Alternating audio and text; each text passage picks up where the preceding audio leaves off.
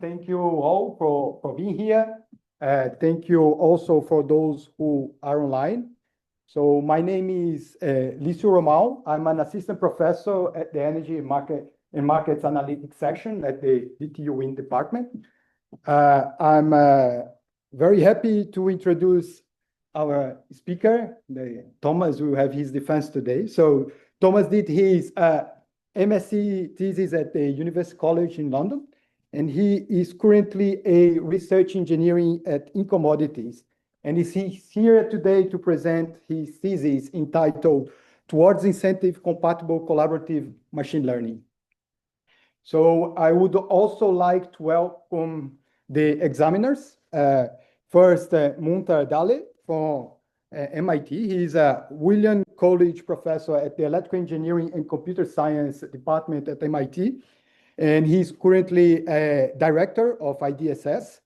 And he did his PhD at Rice University and has many contributions in robust control network systems, and has won 4 times the very prestigious award, the George Axelby Award, 4 times, the Best Paper Award in the IEEE TAC.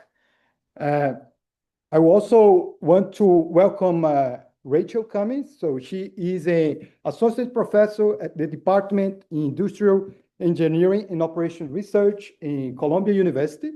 She was previously at Georgia Tech, did her PhD in Caltech in computing and mathematical science, and has got fundings like NSF Career Award and DARPA Young Faculty Award, and has won many best paper awards in conferences like DISC, CSS, and SAT-ML.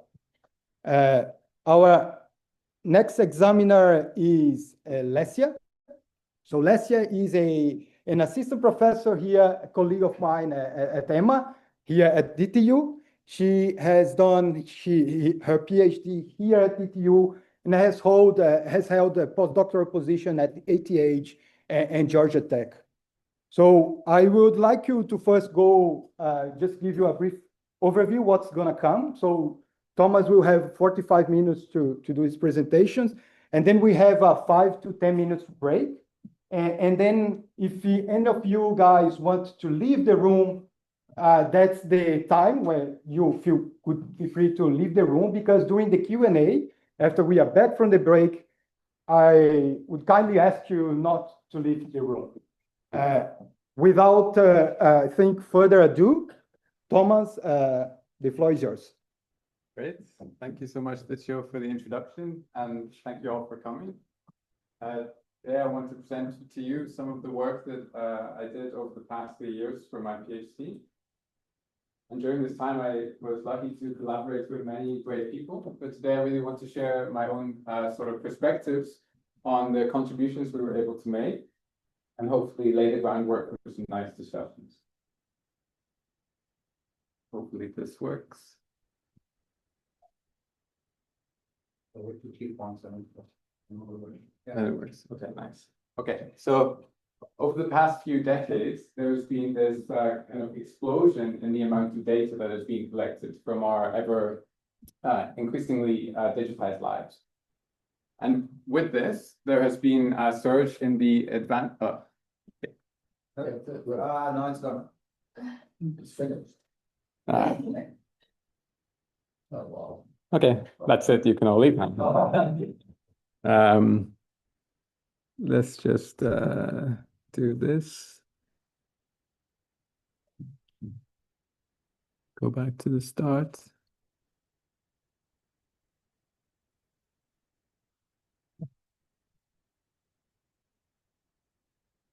it work now? Then we will share.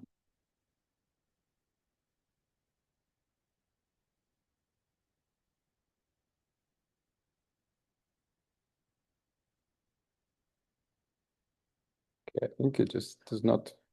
Yeah, just a little bit. Okay, I'll just be light on the touch. Okay. So with this vast amount of data, we have seen this surge in advancements in machine learning, which essentially uses this vast amounts of data to find patterns, which we can then extract and make some actionable insights. But the issue with a lot of this research is it kind of has this big data mentality where, okay, I'm just going to use this big data mentality where it assumes that the data used for these models is going to be available through some centralized resource. But in practice, data is kind of by design collected in some kind of decentralized manner and stored amongst distributed agents. So the question becomes how to actually extract data from these distributed agents to use in our models as practitioners. And what the machine learning field's solution to this problem is this idea of federated learning. And what federated learning says is essentially we can simply provide the computation or software resources to facilitate this information sharing. And then these distributed agents will just collaborate by sharing their data with each other to train some centralized model. But what this setup kind of misses is that these distributed agents are more often than not humans or people with their own values, their own costs of sharing data, their own costs of collecting the data, and their own privacy concerns and things like this. So without really considering the incentives of each of these individual agents to join this collaboration, we cannot really be sure whether or not they will actually share data with each other. And luckily, there's this field within economics called mechanism design, which kind of studies exactly this, which where we can think of a mechanism as sort of a system in which we design some rules or incentives such that some agents can design these incentives to get another group of self-interested agents to take some desired action or achieve some desired outcome. And then our question in this thesis was then, how do we bridge the gap between these two ideas? And to bridge this gap, what we essentially need is learning-aware incentives and incentive-aware learning. And taking a simple example to motivate this, suppose we have an electricity market, where in this market, we have a wind agent who's going to make some forecasts the day before delivery of how much generation they expect to make the following day. And they're going to do this by using some machine learning with their own data. And then in real time, they're going to have to adjust their position based on how much they actually produce on the actual day of delivery. And in doing so, they're going to receive some payment for this. And the payment is going to equal their contracted offer in the day ahead, so how much they forecasted they were going to produce, minus some inbounds costs for this real-time adjustment, which means that their total revenue is going to be a function of their forecast error. And then suppose in this electricity market, we have some other wind farms doing the same thing with day-ahead and real-time adjustments. And because these two agents are wind farms, perhaps they have data that is either spatially or temporally correlated with each other due to the natural progression of wind. Then you could say there might be an opportunity for them to share data with each other by sharing this information and improving each other's forecasts, and therefore reducing each other's inbounds costs and increasing each other's revenue. But then the question becomes, will they actually share their data? And this is quite a difficult question to think about. So it comes back to this problem of incentives. Specifically, these agents they may think, okay, I can benefit from sharing my information or getting that from others. But if I do so, I might lower my competitive edge in the electricity market. So maybe I don't understand or even know my incentives for sharing information in the first place. So what we propose in this thesis is to design a market framework or platform that not only facilitates this information sharing or data sharing, but actually rewards these agents for doing so in the sense that it gives them an incentive to collaborate. And this idea is related to the concept of selling data, which is, of course, not a new concept. In the thesis, we encapsulate many existing market frameworks for buying and selling data under this kind of generic term, data markets, where typically one of these data markets is just going to be a bilateral transaction between a buyer and a seller of data. But the problem with these market frameworks is typically it's quite difficult to come up with an efficient price for data, mainly due to the fact that it has quite unique traits compared to physical goods, so we can't really apply some classical economics to this problem. For example, the utility of buyers can vary widely, meaning that a particular data set can be useful for many different prediction tasks or analytics tasks. And not only that, the individual buyers might actually not know the value of the data to their particular task before they've actually internalized or used that data. So how do we price it beforehand? It's also possible to sell different versions or noisy versions of the same data set. For instance, if you offer me a price, I might give you my data, but then if you offer me a lower price, I might add some noise to that data and then sell you a lower quality version of it.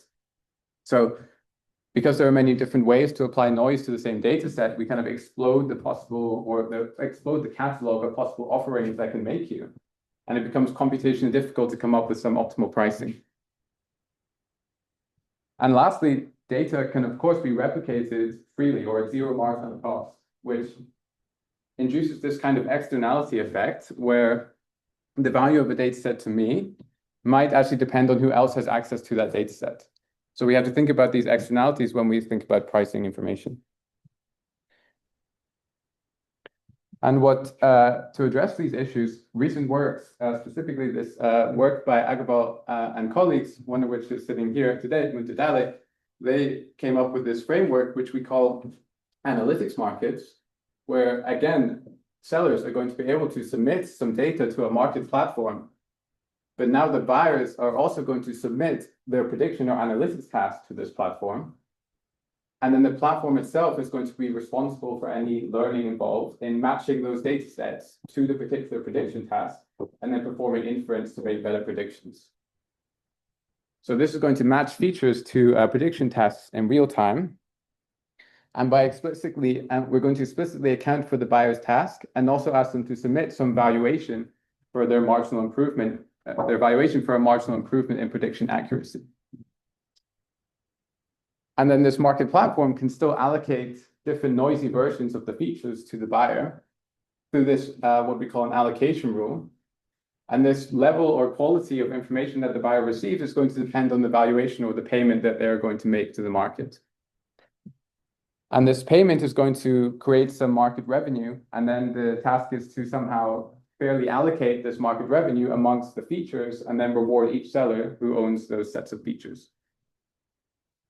And the main idea here is that by explicitly accounting for the task of the buyer, we can kind of borrow these ideas from the original federated learning paradigm, but include some monetary incentives on top of that, where we're able to extract some payment from the buyer and reward the sellers. So incentivize this data sharing or collaboration.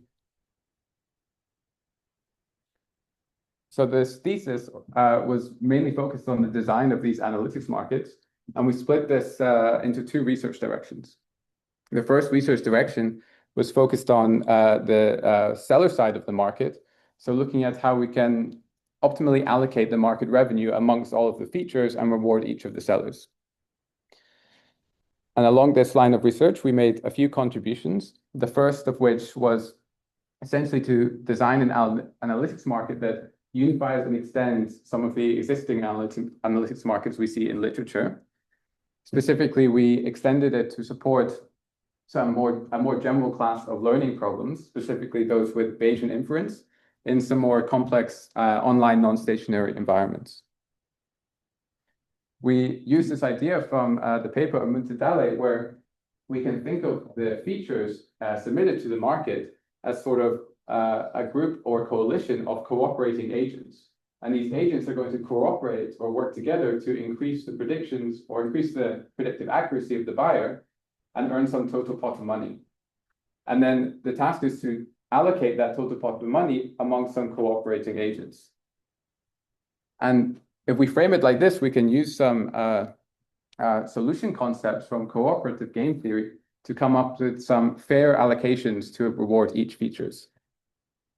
And we take a kind of step and extend this approach to think about, okay, but what are the different ways we can actually formulate this cooperative game?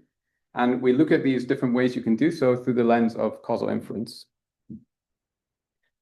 And then lastly, we provide an analysis in our papers of the market properties that our Shapley value based or our cooperative game theory based markets emit.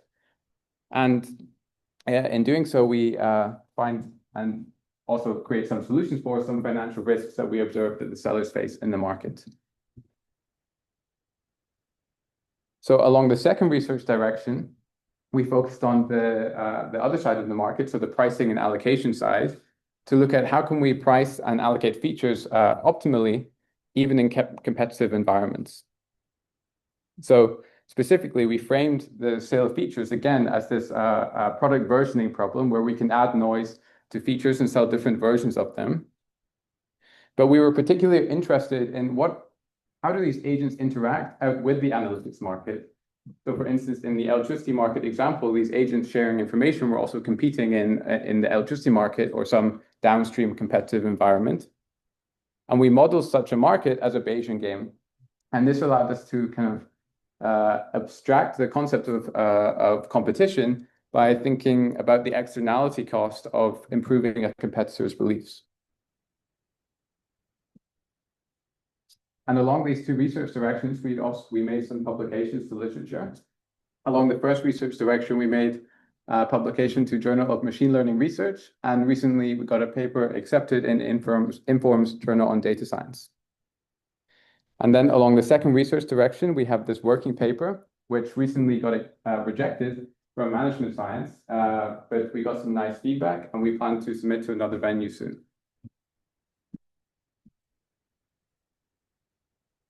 So I want to start by talking to you about the first two papers or the first research direction. So we looked at a particular branch of learning problems that the buyer was interested in, specifically machine learning problems for regression. So we looked at Bayesian linear regression problems. And these types of problems can be fairly well formulated as a latent variable model, which has a fairly standard recipe. So imagine the buyer is going to be interested in some stochastic process or target variable y, and they're going to make some observations of this process, which we'll call y subscript t. And they're going to fit a latent variable model through a set of features that they own themselves. So we assume the buyer is able to own a set here of m features, and they will use these features to formulate a likelihood function. So here we have a Gaussian likelihood function, where we just take the mean of the function to be the linear combination of the features that the buyer owns. They can then use this likelihood function together with some prior to update their beliefs and form a posterior over the latent variable. Then, if they want to make a prediction at any future time steps, they simply marginalize over the latent variable and are able to make a forecast at any t greater than or equal to what was available in the training set. But then suppose now that we have some sellers in the market who bring two additional features, each owning one of them. So we have two sellers and each are going to own one feature, which we call Z1 and Z2 here. The market platform is going to be able to use these features to augment the likelihood function of the buyer. And then again, we can still update the buyer's beliefs using Bayes' rule.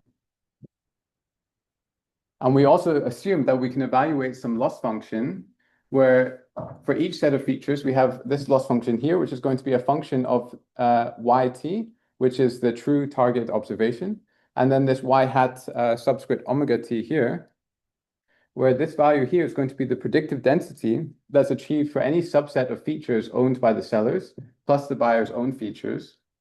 And what we would expect is that if these features Z1 and Z2 are informative, then they're going to reduce this loss function to provide us some uplift in predictive accuracy.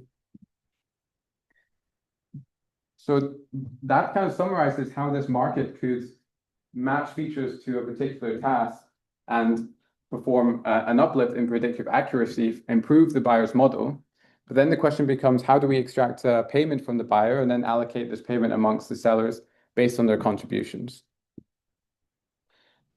So we characterize the payment collected from the buyer as simply the difference in the expected value of the loss function with and without the available set of features. And then we multiply it by this lambda term, and this lambda term is going to be the buyer's valuation for a marginal improvement in the loss function. Then we're going to reward each seller in the market by summing over the share of the market revenue that is allocated to each of their features.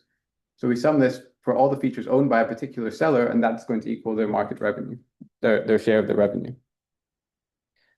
And recall, we can use this idea that these features are going to be treated as players in a cooperative game, which allows us to come up with ways to allocate this market revenue amongst them, such that we achieve some desirable market properties and come up with some notion of fairness or fair allocation of market revenue. And one solution concept that you can use is called the Shapley value. And the Shapley value, what it essentially does is says, okay, for each feature I, I'm going to sum over subsets of all other features that don't include I, calculate the value of that subset, where the value of that subset is going to be the expected value of the loss function, calculate the value of that subset with and without the feature I. And if we sum over all subsets, not including I, this gives a sort of average or expected value of the contribution that feature I has to the loss function estimate. So it turns out this gives us some nice market properties. But first of all, I just want to talk about a flaw that we identified that could arise depending on how you actually formulate this cooperative game. And to do this, suppose that these two features, Z1 and Z2, are going to belong to this data generating process where we have this latent confounding variable Q, which essentially is just going to create a statistical correlation between these two variables. So if we assume that the strength of this relationship is strong, then it means that these two variables are going to be quite correlated with each other. And if we simulate this, we can create some samples from what would be the joint distribution. And we can see here, these two variables are very correlated with each other. And then on the edges, we plot the marginal distributions. But what we're trying to do in our problem is not really care about the true data generating process, but reward features based on their contributions to the machine learning model that we actually trained and learned. But it turns out we can represent such a model also as a causal graph, where we care now about the causal relationships within our specific trained input-output system. And here we can represent a machine learning model as an input-output system where the output is going to be the loss function through some predictive density. And we can treat sort of the true feature variables as causes of our model inputs, Z1, Z2 tilde here. And then when we train this machine learning model, we're going to get some weights or parameter estimates for Z2 and Z1, which are these W1 and W2, which describe the direct effect one of these features has on our predictive density. But now suppose that in our trained machine learning model, the weights are such that this W2 is going to be 0. So what that means is that Z2 is going to have no direct effect on the model output. Well, for the Shapley value, what we need to do is compute the loss function for each subset of features. So let's assume, for example, we want to compute the loss function using only Z2.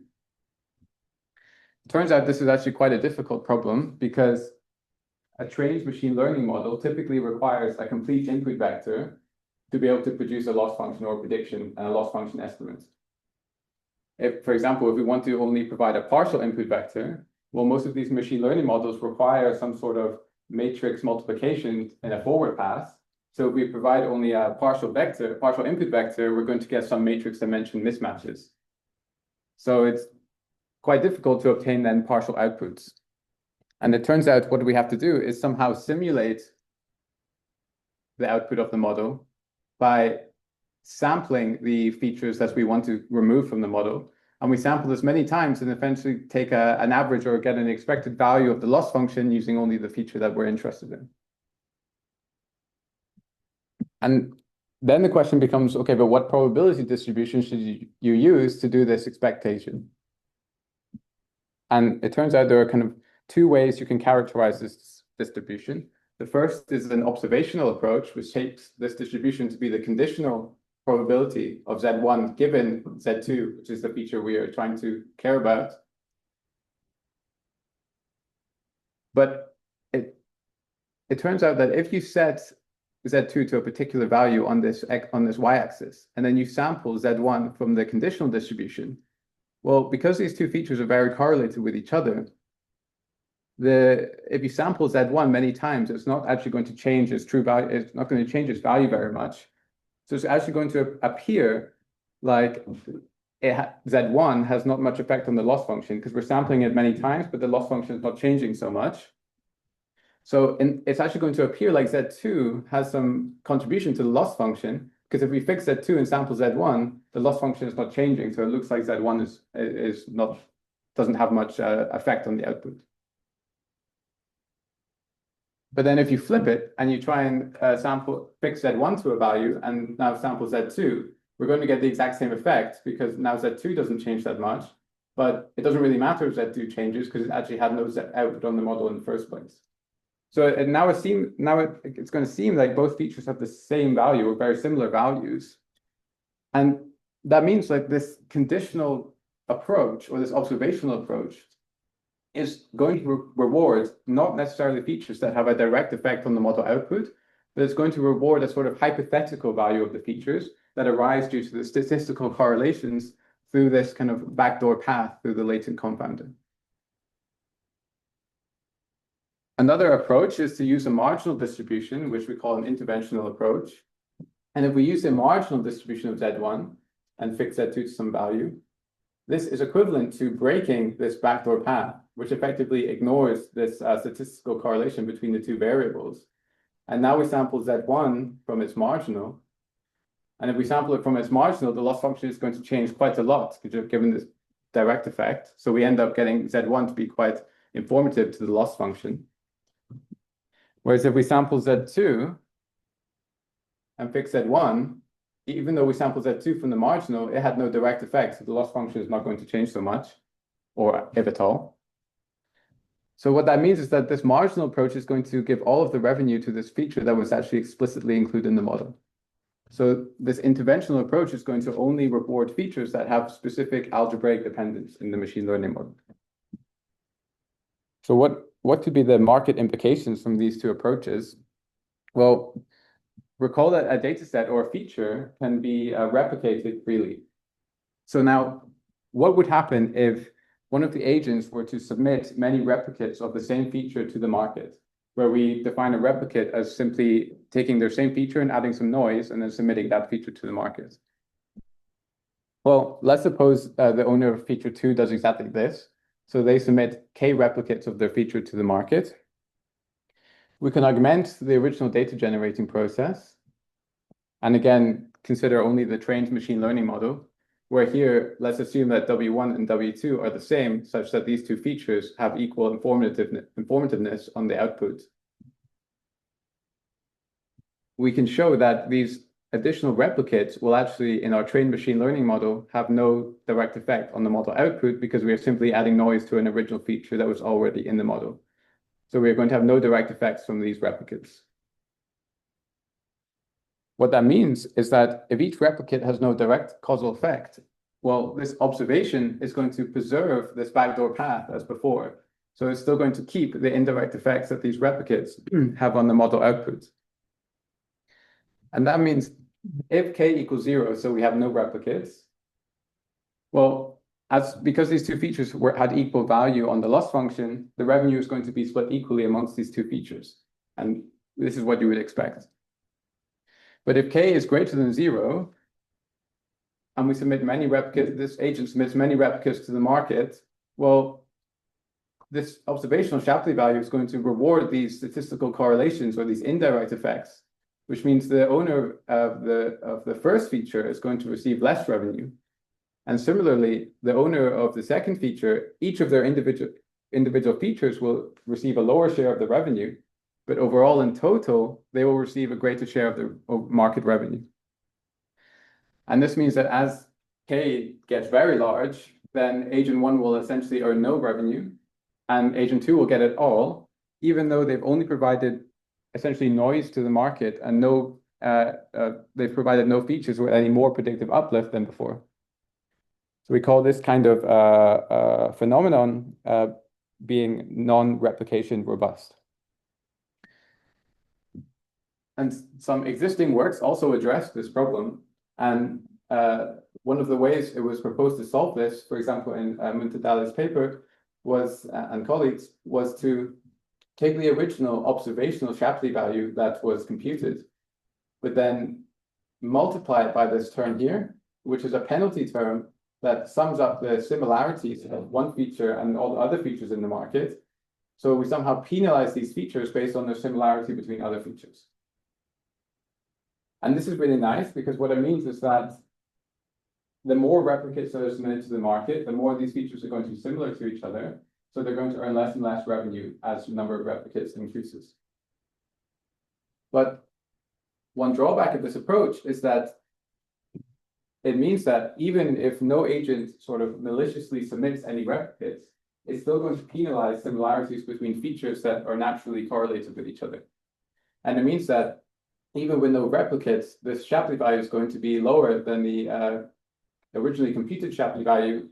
And it means that the total market revenue is not going to be allocated amongst all of the features. So we're left with some money on the table. It also leaves scope for one feature to be one agent to be spiteful, in the sense that they could simply submit many replicates to the market, diminish their own revenue, but just that they also know that they're going to diminish the revenue of the other agents. So we call this approach weakly replication robust. And what we propose in our paper is to simply replace the Shapley value with this interventional approach, because what this will do is sever the backdoor paths from these two replicates or many replicates. And because these replicates have no direct effect on the model, we can essentially assume that they just don't exist. And then the only features left in the model will be these guys. And the revenues will be the same before or after, no matter how many times these features were replicated. So essentially, we remove any incentive to replicate features, and we call this approach being strongly replication robust.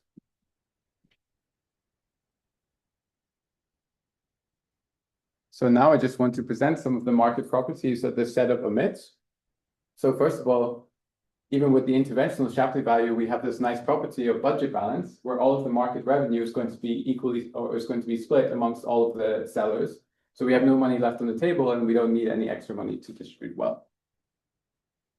We have the symmetry property, where equally informative features are going to get the same allocation. Individual rationality, where no seller ever loses money. Zero element, which means a seller that does not provide any feature with any value is going to get a reward of 0. And this truthfulness property, where sellers are only going to receive their maximum reward if they report their true feature data. So these are some nice properties, but we still have the question on the table of, will the buyers actually report their true valuation for a marginal improvement in accuracy? And to answer this question, we focus on our second research direction.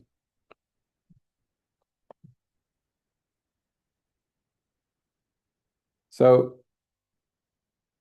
in our original setup of the analytics market, we can think of we now look at the interaction of the buyer with this market, specifically what should be the payment that we extract from the buyer be, and what should be the allocation of features be. And to think about this, we can leverage this idea that, okay, so the sellers are going to submit many features to this market, but then it's up to the market platform itself to allocate features to the buyer and extract some payment. So we can think of this interaction between the buyer and the market platform as actually the interaction between the buyer and a sort of single monopolistic seller. And this monopolistic seller has the available set of information in the market, which they can then allocate versions of to the buyers. So now we have this kind of interaction between a single seller and a single buyer, and we're looking at how to effectively price and allocate information. And this setup was studied by this nice paper by Bergman and Morris in 2019, who formulated such a problem. But the main thing we wanted to think about was, okay, what happens with this interaction? So what if the seller and the buyer also interact in some downstream market, like an electricity market?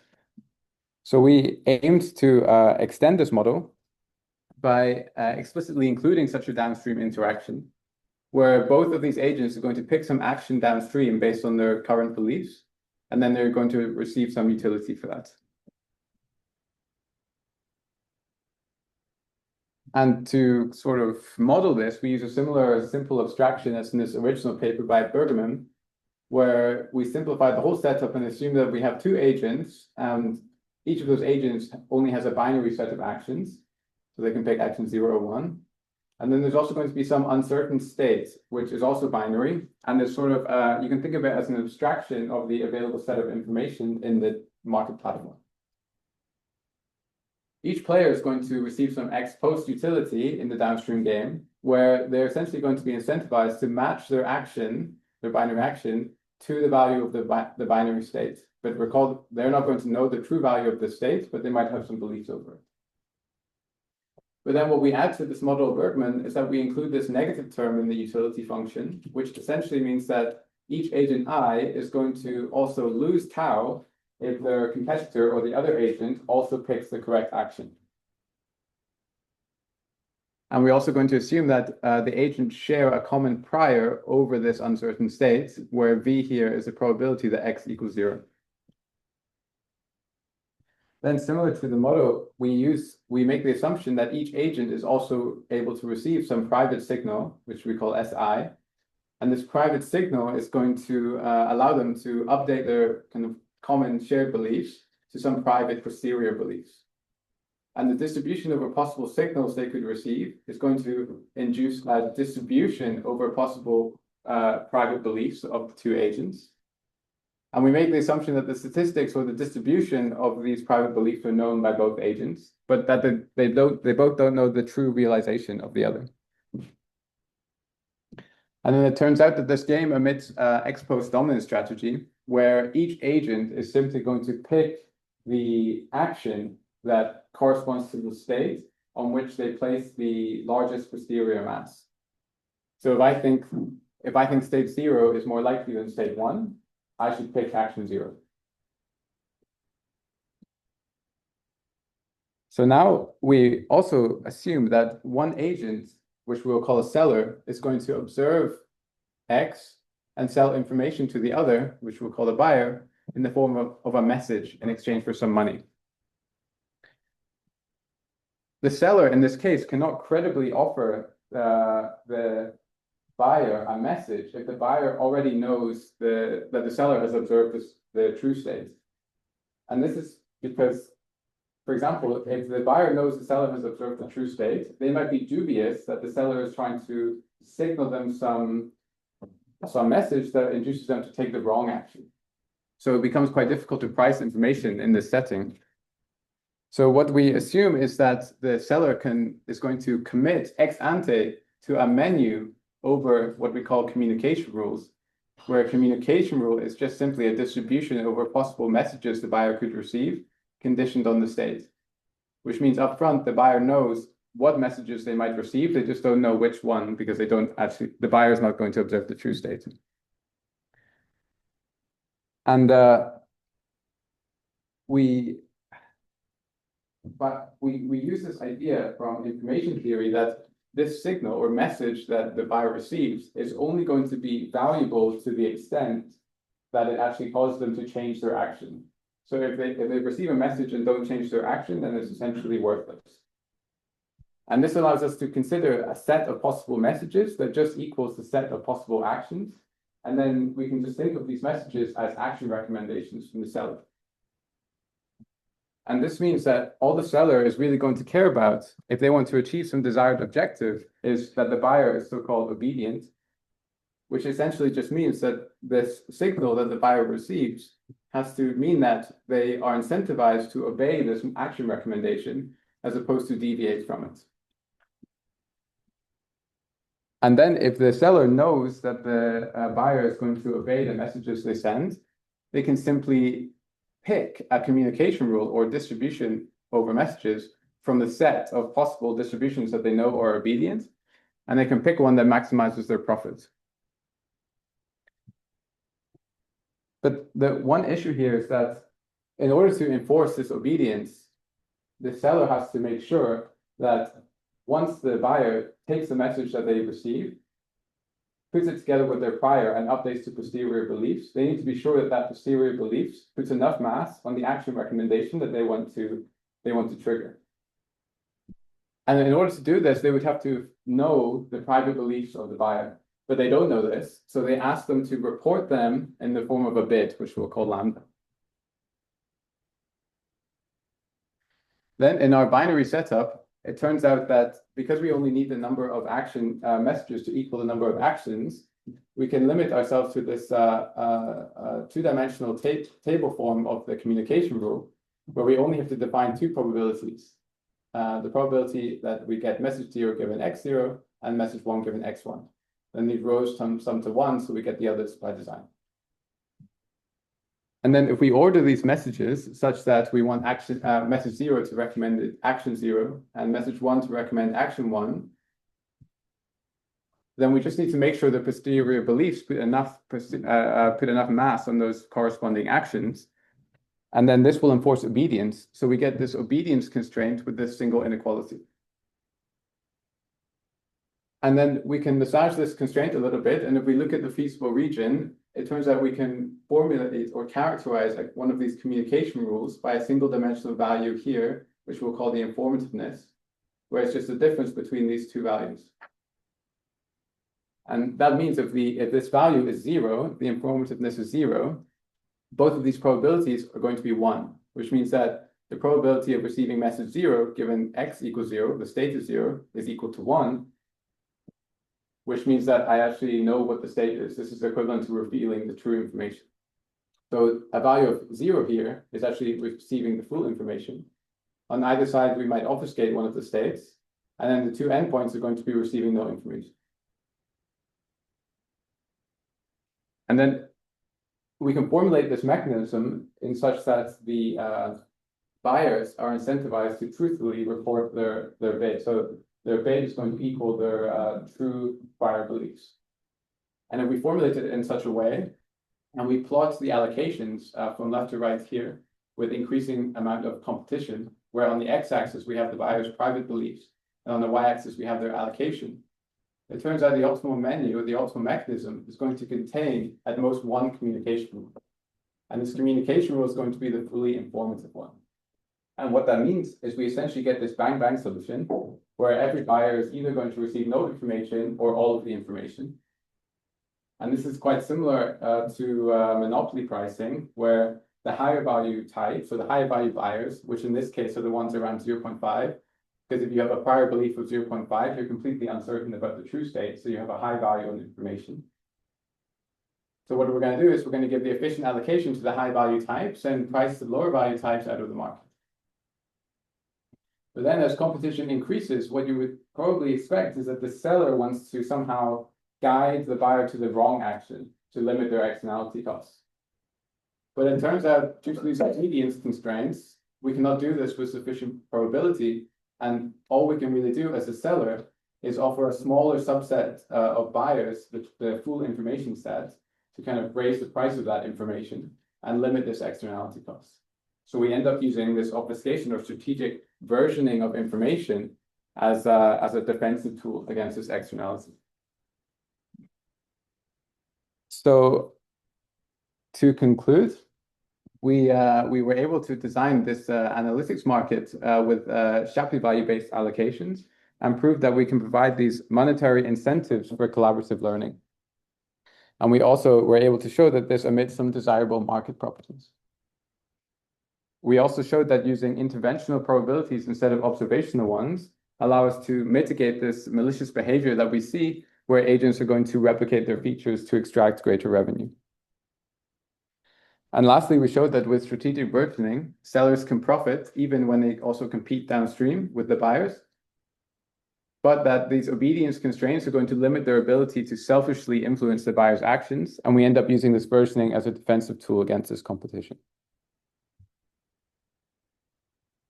So for some future work, it would be natural, for instance, for the reward rule setting, to extend to a more general class of machine learning models, specifically those with non-convex objectives or non-Gaussian hypotheses like neural networks or different likelihood functions. It would also be interesting to extend it to other machine learning paradigms like classification or unsupervised learning.